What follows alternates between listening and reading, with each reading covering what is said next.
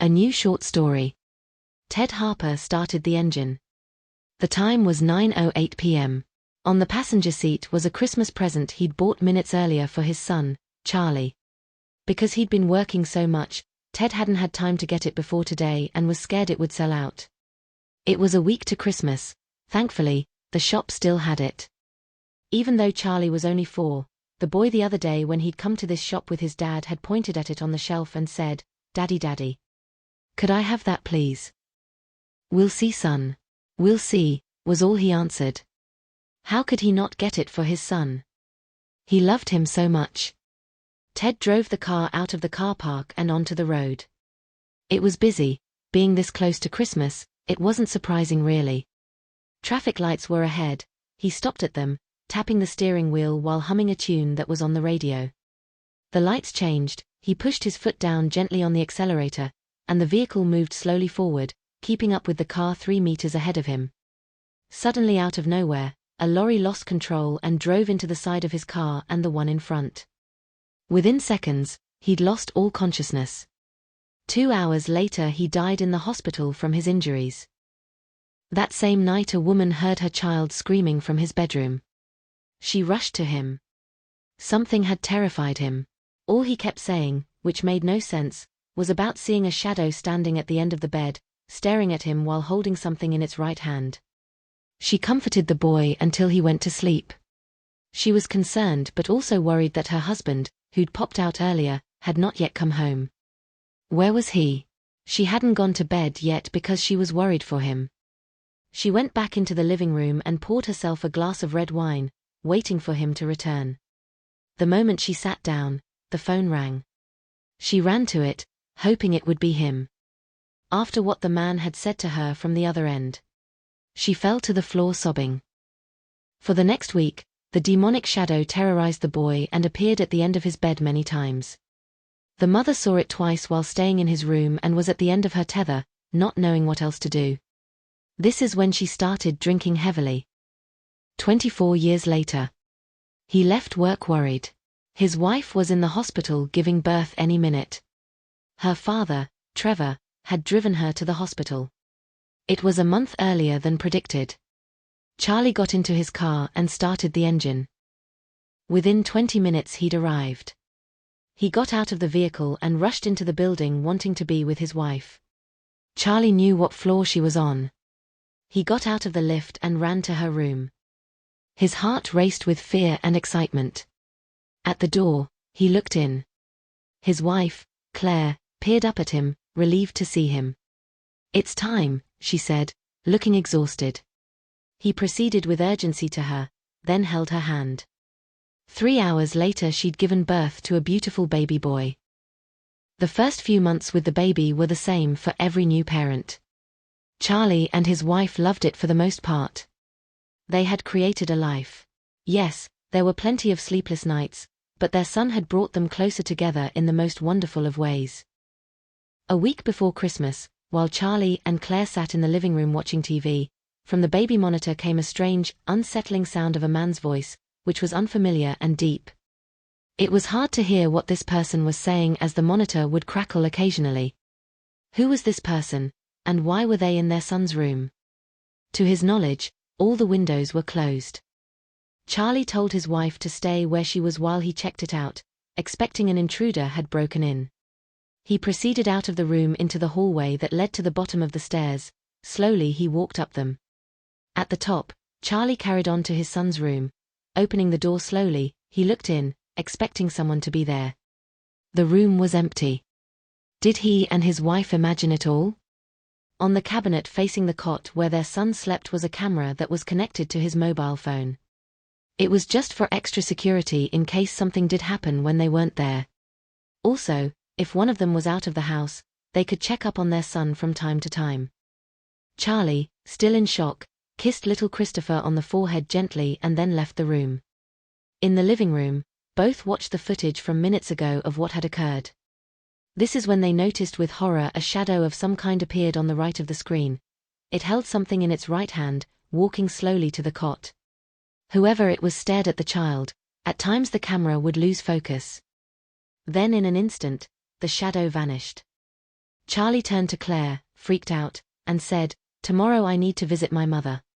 This has happened before.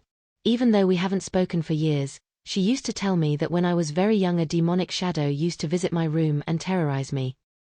I can't remember this myself, but by the looks of it, whatever this thing is, it's back." "Oh my God," was all she replied, clearly shocked by the whole thing. Charlie drove to his mother's house early that morning. It was 70 miles from where he lived. They hadn't seen each other for years. All he remembered from his childhood was her drinking heavily and being paranoid that a demon was after them. Even to this day, Charlie found it hard to believe, as to him it was ridiculous. In his teenage years, she was committed to an asylum for the next 3 years for her safety. He stayed with his grandparents until he was old enough to get by on his own. Since that period in his life, he'd only seen her 5 or 6 times over the years.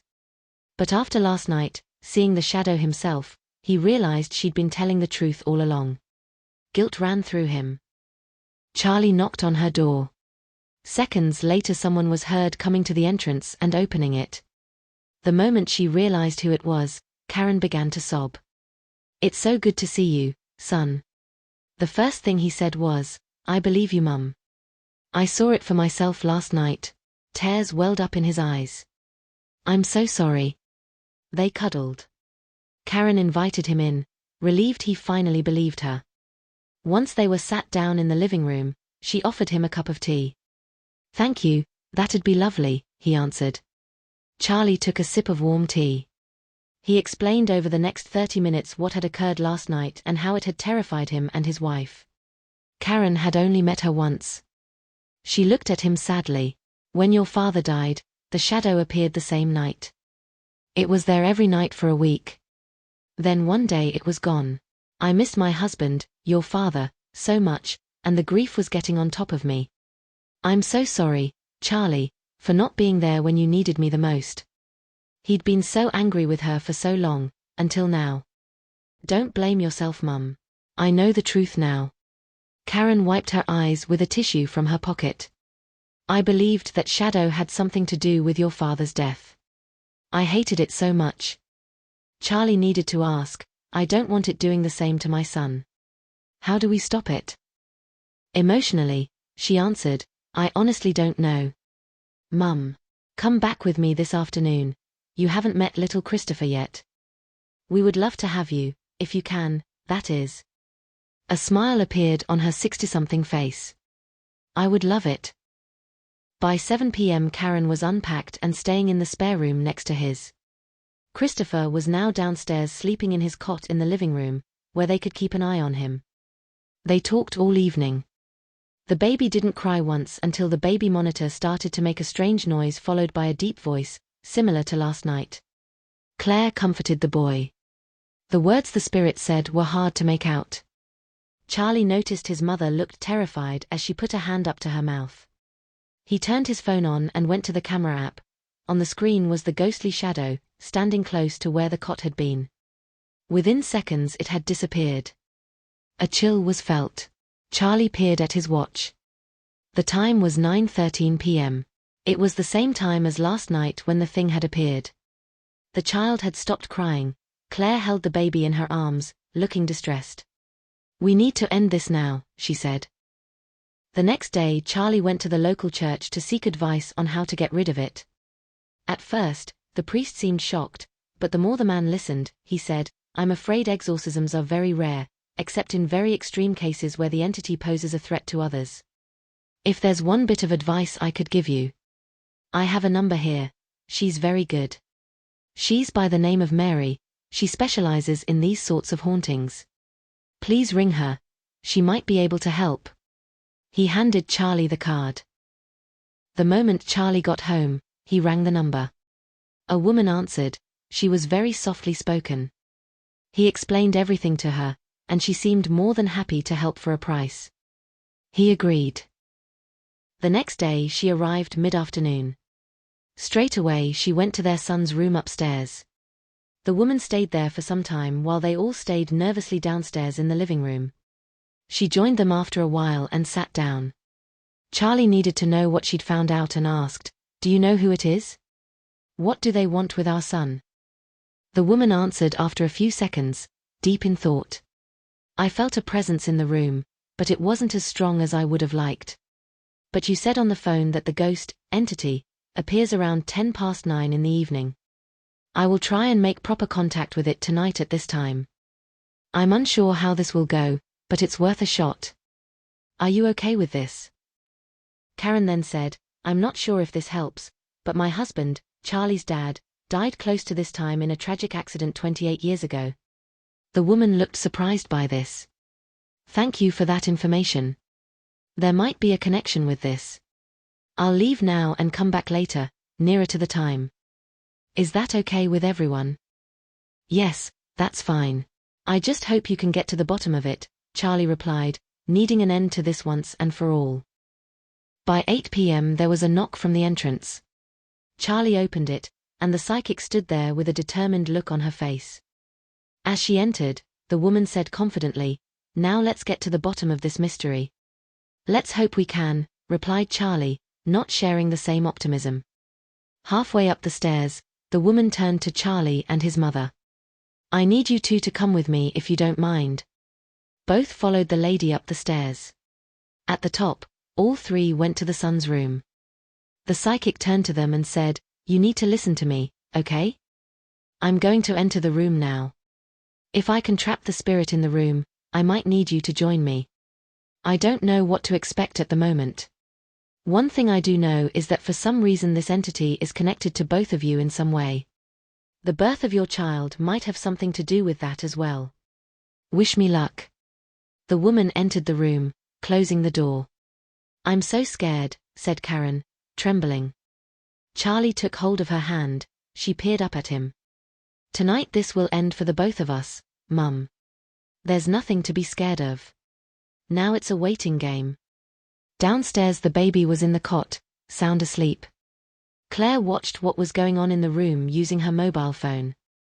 She'd already seen the psychic enter and was now standing where the cot would have been. The woman had closed her eyes and was chanting something. Suddenly the baby woke up, crying. From the right side of the screen, it came into view. The sight of this monstrous entity petrified Claire so much that she nearly dropped the phone. Please be okay, my darling husband, she muttered, terrified of what might happen next. Charlie heard the psychic inside the room talking to herself. He still had hold of his mum's hand. She shook with fear. The psychic's voice heightened as she asked the spirit why it was there. A deep voice answered back, but it was difficult to hear its exact words. She asked it again if it was ready to leave this realm. From outside a chill was felt suddenly. Without warning, the door opened from inside. The woman ushered them in. My suspicions were correct after all. Please don't be scared. You have nothing to fear. Charlie and his mum proceeded into the room, and then they saw something that took their breaths away. The menacing shadow had gone, and a man stood at the back of the room, a soft light radiating off him. He smiled at them warmly. In his right hand was a present. Charlie recognized him instantly.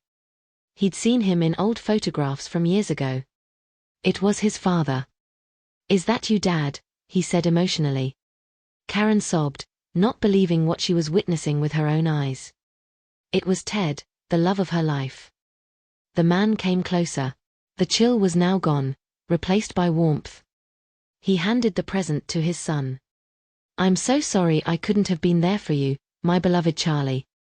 I've missed you so much. I've been wanting to give this to you for so long. It's time for me to leave now, son. Like a miracle, Charlie held the present in his hands. He looked up at his father. I love you, Dad. Ted nodded to the both of them. And I love you too. From behind the spirit, a tunnel of light appeared. He walked into it.